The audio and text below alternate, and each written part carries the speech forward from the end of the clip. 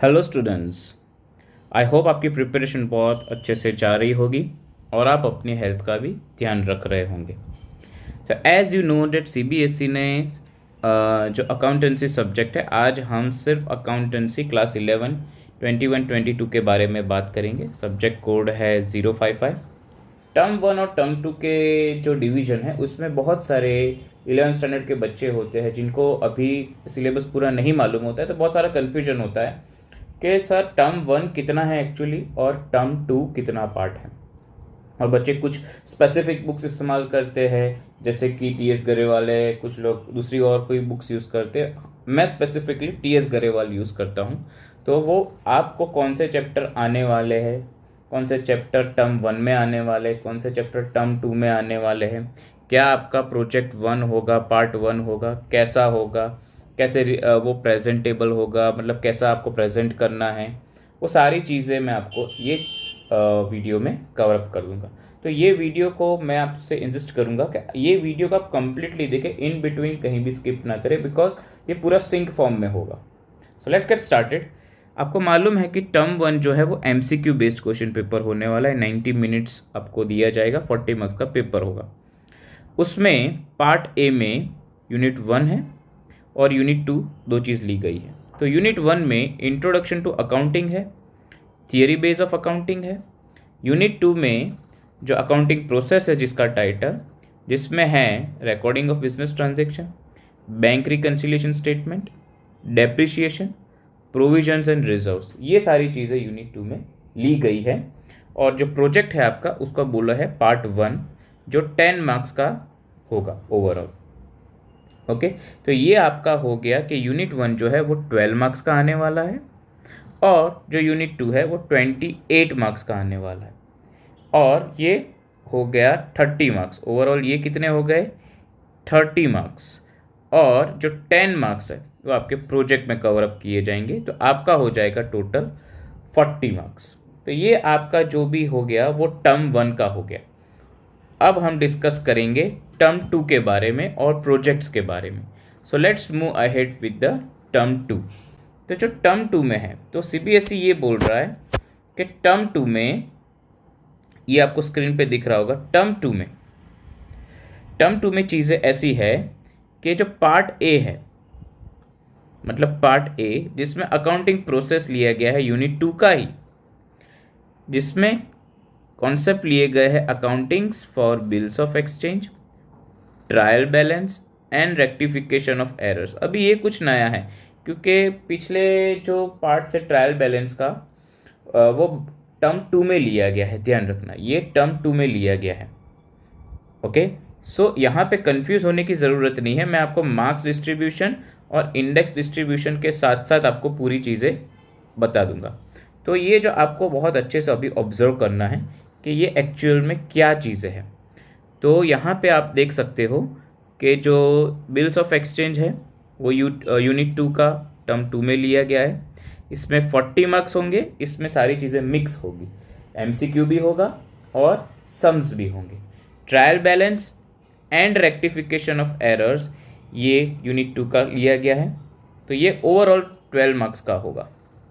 और यूनिट 3 जो है, जिसको हम बोलते हैं financial statement of sole proprietorship from complete and incomplete records, तो ये पूरा एक चैप्टर है जो आपको लास्ट में सीखना होता है। ये बहुत ज़्यादा वेट है उसका, 20 मार्क्स। तो ये हो गया कुल मिला के, ये हो गया आपका 10 मार्क्स का यहाँ पे पार्ट 2 प्रोजेक्ट होगा।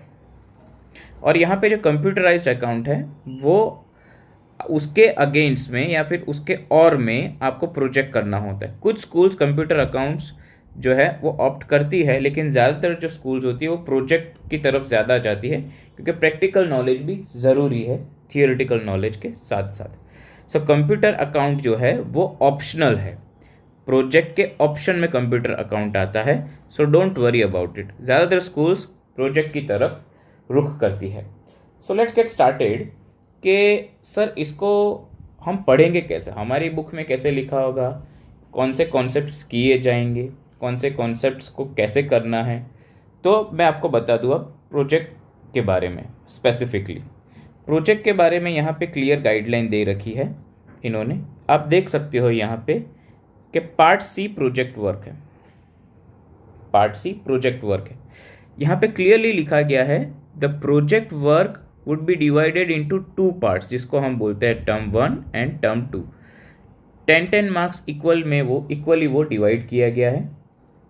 The purpose of the assessment will be covered in detail below. कैसे किया जाएगा, तो आप देखो, आपको एक कॉम्प्रिहेंसिव प्रोजेक्ट बनाना होता है। एनी सोल प्रोप्राइटरशिप बिजनेस, कोई भी एक बिजनेस होता है सोल प्रोप्राइटर बिजनेस, उसका एक मिला जुला प्रोजेक्ट बनाना आपको पड़ता है।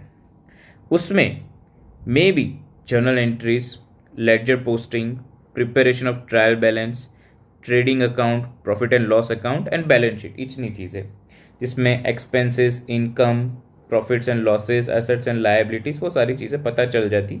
जो आप पाई चार्ट और बार डायग्राम, ये सारी चीज़ें यूज़ करके आप बहुत अच्छे से प्रेजेंटेबली उसको प्रेजेंट कर सकते हो। तो प्रोजेक्ट 1 जो है, टर्म 1, मतलब जो नवंबर दिसंबर में एग्जाम आने वाली है, तो वहाँ पे आपको प्रोजेक्ट बनाना है। बहुत क्लियरली बोल दिया है, सिर्फ और सिर्फ लेडजर पोस्टिंग और बैलेंसिंग ऑफ अकाउंटिंग तक ही आपको प्रोजेक्ट बनाना है, टिल लेडजर पोस्टिंग और बैलेंसिंग ऑफ अकाउंट। तो ये हो गया 10 मार्क्स का वेटेज।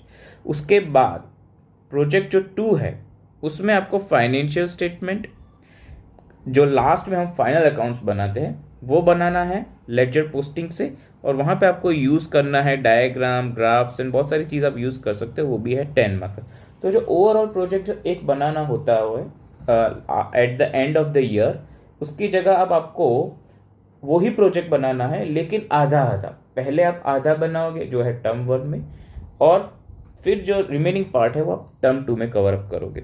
तो प्रोजेक्ट की जो स्पेसिफिक गाइडलाइन है वो आपकी स्कूल में से आपके टीचर्स आपको दे दिए जाएंगे, जिसमें आपको बोला गया है कि प्रोजेक्ट के जो टाइटल है वो कुछ ऐसे होते हैं। और अब हम जाएंगे एग्जैक्टली, ये है टी.एस. गरेवाल की जो बुक है, उसमें 2021 एंड 2022 की जो लेटेस्ट टी.एस. गरेवाल है, उसका ये इंडेक्स है, उसका ये इंडेक्स है। तो इंडेक्स से हम समझेंगे कि टर्म 1 में कितने चैप्टर सर होने वाले हैं और टर्म 2 में कितने चैप्टर होने वाले हैं। तो आप इसको वीडियो को पॉज करके भी अच्छे से समझ सकते हो, या तो फिर मेरे साथ साथ आप अभी भी रिकॉर्ड कर सकते हो। तो आप यहाँ पे लिख सकते हो कि ये जो चैप्टर है ये टर्म 1 में आने वाला है। टर्म 1 में कितने चैप्टर आने वाले वो साथ साथ लिखते जाना। ये टर्म 1 में है, सेकेंड चैप्टर ये टर्म 1 में है, थर्ड चैप्टर ये टर्म 1 में है, बेसिस ऑफ अकाउंटिंग ये भी टर्म 1 में है, अकाउंटिंग इक्वेशन ये भी टर्म 1 में है, procedures, rules of debit and credit ये भी टर्म 1 में है, origin of transaction, source document, preparation of voucher ये भी टर्म 1 में है, जर्नल ये भी टर्म 1 में है, लेडजर जहाँ तक हमें प्रोजेक्ट बनाना है वो यहाँ तक प्रोजेक्ट बनाना है। स्टूडेंट्स, यहाँ तक आपको प्रोजेक्ट बनाना है, यहाँ तक आपको क्या बनाना है, प्रोजेक्ट बनाना है। कौन सा प्रोजेक्ट सर? Project 1, okay. और cash book, special purpose book बोलते हैं, ये भी टर्म 1 में है, स्पेशल पर्पस बुक ये भी टर्म 1 में है, accounting for goods and services tax GST ये भी टर्म 1 में है, बैंक रिकंसिलिएशन स्टेटमेंट ये भी टर्म 1 में है। अब ध्यान रखना, जो ट्रायल बैलेंस है ये टर्म 2 में है। तो मैं दूसरे कलर की पेन ले लेता हूं ताकि आपको याद रहे। ये जो है ये ट्रायल बैलेंस चैप्टर नंबर 14 जो है वो टर्म 2 का है, वो टर्म 2 का है। ध्यान रखना स्टूडेंट्स, टर्म 2 का है ये। और डेप्रिसिएशन वो सर टर्म 1 का है, ध्यान रखना। डेप्रिसिएशन जो है वो टर्म 1 का है as per syllabus. Okay, reserves and provision ये टर्म 1 का है। रिजर्व्स एंड प्रोविजन ये टर्म 1 का है। अब जो चैप्टर्स है वो सारे चैप्टर टर्म 2 के, मतलब accounting for bills of exchange ये टर्म 2 का है। रेक्टिफिकेशन ऑफ एरर ये टर्म 2 का है। फाइनेंशियल स्टेटमेंट ये भी टर्म 2 के लिए है। Adjustment in preparation of financial statement ये भी टर्म 2 के लिए है। अकाउंटिंग फॉर इनकम्प्लीट रिकॉर्ड्स जिसको हम बोलते हैं सिंगल एंट्री ये भी टर्म 2 के लिए है। और computer accounting and software tally ये आपके सिलेबस में नहीं है।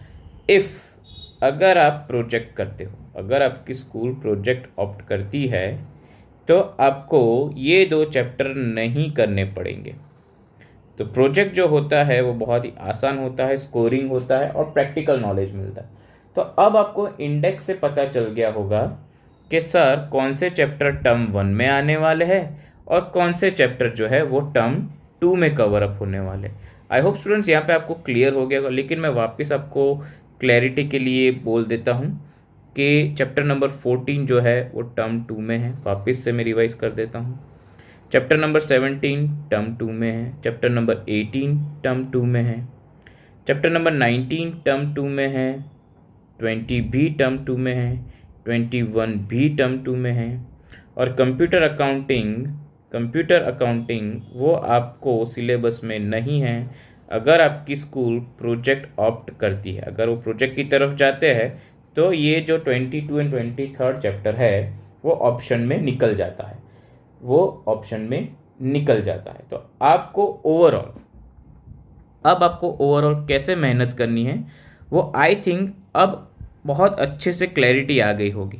तो अब ये जो है टर्म 1 में स्टूडेंट्स आपको बहुत अच्छे से आपको ध्यान रखना है कि टर्म 1 में आपको MCQs आने वाले हैं। तो ये जो चैप्टर है कंप्लीटली इसमें से MCQs आने वाले हैं।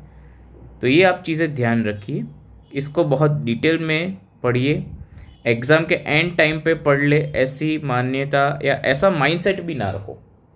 ओके, तो टर्म 1 देखने जाओ तो ओवरऑल आपको TS गरेवाल के इंडेक्स से ही दिख रहा होगा कि टर्म 1 जो है ये सारे कॉन्सेप्ट्स है, ये सारे जो है वो कॉन्सेप्ट्स है जो TS गरेवाल ने एज ए चैप्टर लिए गए हैं ताकि आप उसको डिटेल में पढ़ सको। तो टर्म 1 में आप देख सकते हो कितने चैप्टर्स आ रहे हैं। ये सारे जो है टर्म 1 के हैं जो मैंने ब्लैक पेन से लिखे हुए, और जो रेड पेन से लिखे हुए हैं वो टर्म 2 के हैं। और ये जो बुक है वो है TS गरेवाल 2021 की बुक है। ये 21-22 की अभी की लेटेस्ट करंट बुक है। ये 2021-2022 जो TS Grewal latest current book है उसका इंडेक्स है ये। तो आप अब अच्छे से समझ सकते हो कि आपको टर्म 1 में क्या करना है, कितना करना है, कैसे काम करना है, स्टेप बाय स्टेप प्रोजेक्ट कैसे करने हैं, टर्म 2 में कितना कवर अप होगा, टर्म 2 का प्रोजेक्ट कितना कवर अप होगा और कैसे करना है, वो आपके सब्जेक्ट टीचर्स भी आपको प्रोजेक्ट के वक्त अच्छे से गाइडलाइन दे देंगे। तो आई होप आपको अब एकदम क्लैरिटी आ गई होगी फॉर क्लास 11 अकाउंटेंसी कि अब आपको आगे का रोड मैप कैसे डिज़ाइन करना है। I hope you understand. अगर आपको इसमें CBSE के पैटर्न के बारे में कुछ बोलना है, अगर आपके मन में कुछ सजेशंस है, कुछ क्वेश्चंस है, या आपको कैसा भी फील हो रहा है, आप कमेंट में लिख सकते हो कि आपको ये चीज़ कैसी लगी। एंड सबसे बेस्ट और सबसे अच्छी चीज़ इसमें ये है कि जो टर्म 1 में है वो आपको टर्म 2 में फिर नहीं आएगा। मतलब टर्म 1 में आपने जितना भी कवर अप कर दिया वो टर्म 2 में वापस रिपीट नहीं होगा। तो आई होप स्टूडेंट्स आपको अच्छा लगा हो। अगर ये आपको वीडियो अच्छा लगा हो तो इसको लाइक, शेयर एंड सब्सक्राइब भी कर दो, अपने फ्रेंड्स में भी शेयर करो, और अब आप अपने काम में आगे लग जाओ। चलो बाय बाय एवरीवन।